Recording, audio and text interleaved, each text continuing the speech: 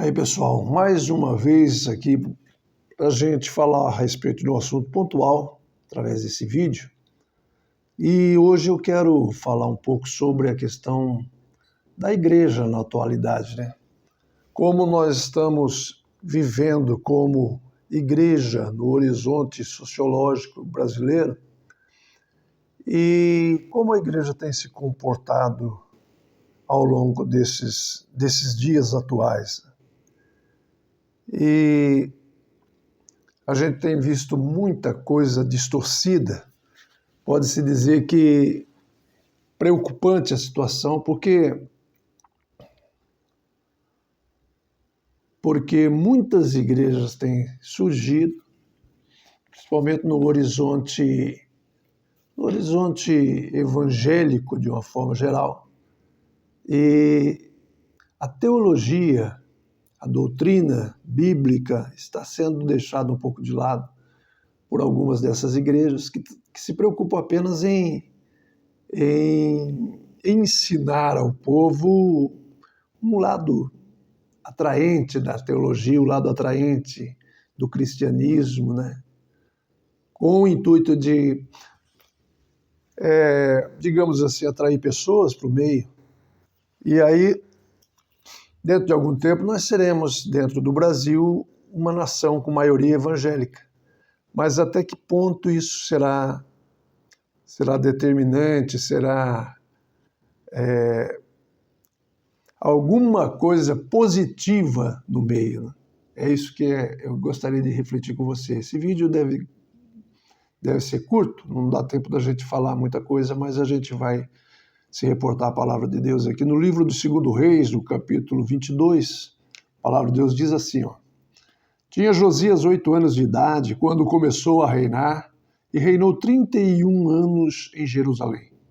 Era o nome da sua mãe Gedida, filha de Adaías de Boscate. E fez o que era reto aos olhos do Senhor e andou em todo o caminho de Davi, seu pai, e não se apartou dele, nem para a direita e nem para a esquerda. Sucedeu que no ano 18º do rei Josias, o rei mandou o escrivão Safã, filho de Azarias, filho de Messulão, à casa do Senhor, dizendo: Sobe a Ilquias, o sumo sacerdote, para que tome o dinheiro que se trouxe à casa do Senhor, o qual os guardas do umbral da porta juntaram do povo, e que o deem na mão de quem tem cargo de obra, estão encarregados da casa do Senhor, para que o deem àquele que fazem a obra que há na casa do Senhor, para repararem as rachaduras da casa, e os carpinteiros aos edificadores e aos pedreiros, para comprar madeiras e pedras lavradas, para repararem a casa. Porém, não se pediu conta do dinheiro que se lhes entregara nas suas mãos, porquanto procediam com fidelidade. Então disse o sumo sacerdote Ilquias ao escrivão Safã: Achei o livro da lei na casa do Senhor. E Ilquias deu o livro a Safã e ele o leu. Então o escrivão Safã veio ter com o rei, dando-lhe conta disso. Teus servos ajuntaram o dinheiro que se achou na casa e o entregaram na mão dos que têm cargo de obra, que estão encarregados da casa do Senhor. Também Safã fez saber ao rei, dizendo: o sacerdote Ilquias me deu um livro. E Safã o leu diante do rei. Sucedeu, pois, que, ouvindo o rei as palavras do livro da lei, rasgou as suas vestes. Josias foi um rei muito precoce, que assumiu o trono muito jovem ainda, menino, né? E passado alguns anos, quase 10 anos depois, se encontrou numa dessas faxinas que se fazem dentro do templo, nas livrarias, né, nas bibliotecas. Alguém achou lá o livro da lei. Interessante, não é mesmo? Um livro perdido dentro do palácio. E eu quero falar com você sobre a questão das perdas, né? Nós estamos vivendo hoje um tempo onde muitas pessoas têm deixado de lado a palavra de Deus ou têm se deixado levar por um evangelho doutrinariamente distorcido. E é preocupante isso. E eu fiz algumas anotaçõezinhas aqui que eu quero compartilhar com você. Como pôde o livro se perder justamente no lugar onde ele deveria ser honrado? Dentro do palácio, nas mãos, aos olhos do rei. Isso se justifica pelo caso do pai. Seu pai era um rei que não... pai de Josias era um rei que não se importava muito com as coisas de Deus, não. E isso fez com que o povo pecasse, o povo errasse, andasse no caminho tortuoso. E Josias assume e depois de algum tempo ele resolve fazer diferente do seu pai. Ele resolve colocar em prática tudo aquilo que o livro da lei manda. Tem que se fazer uma observação que Josias, quando começou o seu reinado, já era diferente. Tinha um comportamento diferente do seu pai. Mas esse livro ficou esquecido dentro de um lugar onde ele deveria ser honrado. Ele ficou entre os escombros da religiosidade. E isso acontece muito hoje, né? As igrejas, os pastores, eles estão pregando o evangelho, esquecendo-se da Bíblia Sagrada na sua forma integral. Alguns pregam só teologia da prosperidade, outros ensinam só sobre milagre. E o povo vai ficando cada dia mais manco, penso para um lado, totalmente disforme, né? E não é essa a vontade de Deus. Deus quer que nós cresçamos na graça, no conhecimento da verdade, como um todo. É uma tragédia quando a fé é desenvolvida sem o embasamento, sem as Escrituras. Nós podemos dizer que o livro estava no templo, mas fora do altar. Pegou a ideia aí, meu querido? Às vezes nós temos a Bíblia dentro da igreja, nós temos pessoas que leem ali, mas é do altar que o Senhor fala. É do altar que vem a bênção de Deus. E a nossa Bíblia, nosso entendimento, nosso conhecimento tem que vir de um relacionamento de sacrifício, de submissão a Deus, primeiramente, e obediência à sua palavra. Quando nós obedecemos a palavra de Deus, a gente ensina o povo da forma correta. E Josias percebeu essa anomalia, né? E o reino estava funcionando sem o direcionamento de Deus. E às vezes tem igrejas que elas funcionam de forma pragmática. Está dando certo, está funcionando. Isso não significa que Deus está trabalhando aquilo. Às vezes está dando certo, a igreja está cheia. E quem está lucrando com isso é apenas o inimigo. O Espírito Santo, às vezes, nem presente não está nesse meio. E nós precisamos tomar cuidado para que esse livro, o livro da lei do Senhor, a nossa Bíblia Sagrada, ela seja guardada no nosso coração, na nossa mente, de forma correta. Nós temos que aprender as suas verdades da forma correta, teologicamente correta. Um aprendizado ortodoxo da palavra de Deus. Bom, vamos então aqui, eu falei a respeito dessa questão, e quando é que nós percebemos que o livro está fora de lugar, que a palavra de Deus está sendo mal interpretada, mal ensinada? Quando nós temos dentro da igreja pregadores falando de si mesmo o tempo todo, quando a gente percebe pregadores alegorizando tudo, né? E a igreja está ávida por revelações mirabolantes,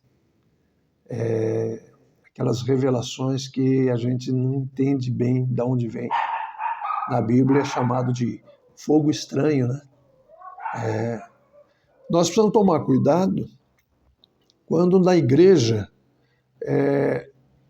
as pessoas colocam Jesus num segundo plano, quando as doutrinas da palavra de Deus são deixadas de lado, não se fala mais sobre redenção, regeneração, santificação, doutrina do pecado, a hamartiologia é esquecida, não se toca no assunto de pecado na igreja, não se fala sobre oração, não se ensina sobre comunhão. Onde você vai lá é só um coach falando a respeito de autodeterminação, de você ser persistente, de você ser focado, de você ser isso, ser aquilo. Tome cuidado com essas igrejas. Se você percebe que a sua igreja está funcionando dessa forma, saia daí. Se afaste dessas pessoas e procure uma igreja bíblica, uma igreja que exponha a Bíblia como ela é. Eu não vou nem falar para você sobre denominação, sobre placa de igreja, porque isso também não é uma coisa muito importante para nós. Mas você pode fazer uma avaliação a respeito disso aqui, tá?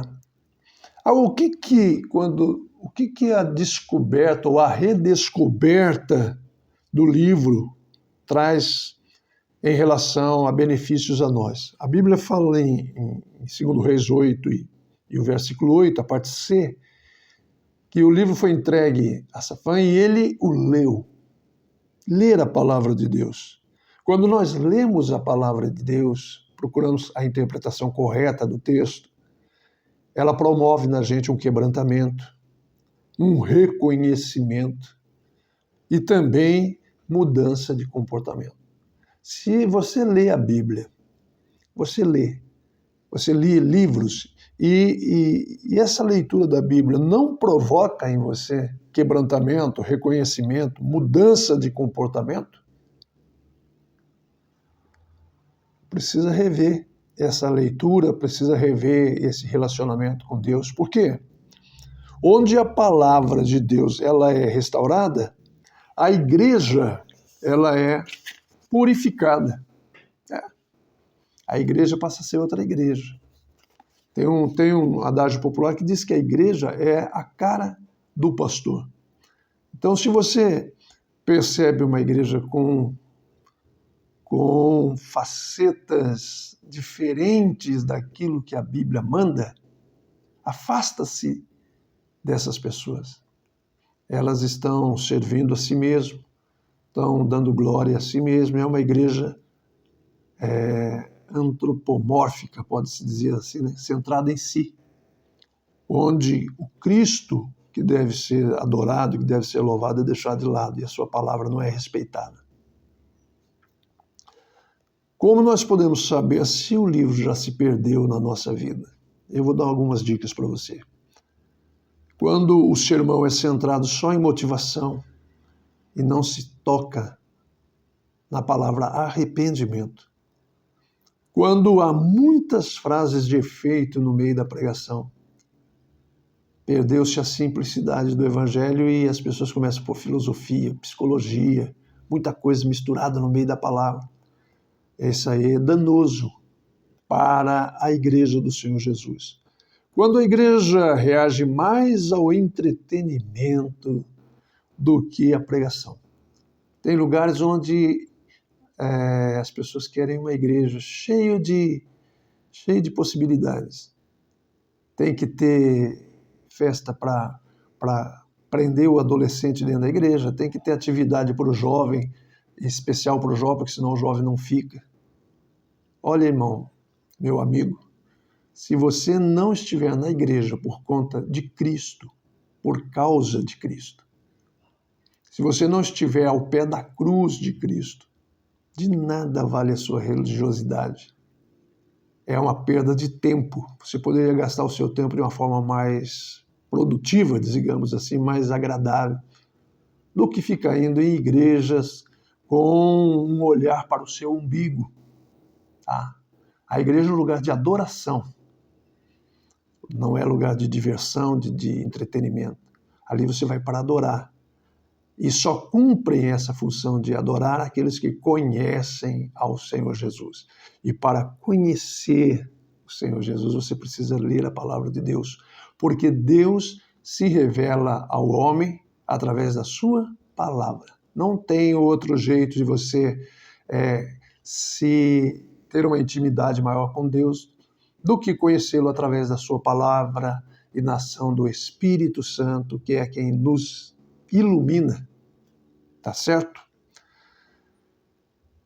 Outra coisa, quando o pregador começa a manipular a palavra para agradar a plateia, tome cuidado. Quando você percebe isso, fuja, saia. Procure um outro lugar para você, porque certamente você não está dentro de uma igreja bíblica, uma igreja praticando um cristianismo bíblico ortodoxo. Esse vídeo que eu estou gravando é apenas um alerta para você refletir, pensar um pouquinho sobre o que você está vivendo como cristão, tá certo? Antes de terminar aqui, eu quero pedir para você dar um like aí, bate o dedo no sininho, se inscreva no canal para ajudar a gente precisa aí de mais uma meia dúzia de inscritos no canal. Se puder nos ajudar, se você gostou do vídeo, faça isso, Deus por certo vai abençoar você. E dentro de pouco tempo, se Deus nos permitir, nós estaremos gravando um outro vídeo, melhor dizendo, sobre um tema pertinente. Tá bom? Grande abraço para você, Deus te abençoe.